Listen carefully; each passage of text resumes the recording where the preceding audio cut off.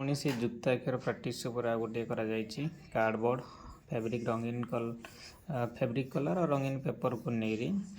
यही जो जुक्ताक्षर अच्छी से जुक्ताक्षर थिबा शब्द को कौन कर खोजे से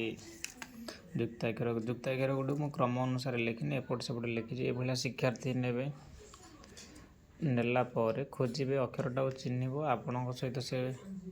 4-5 थर पढ़े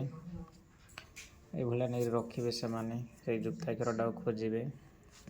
ये नहीं रखिए ये आपण सहित 4-5 थर पढ़े लिखापी कहे जेहेतु से आगुरी अन्य अक्षर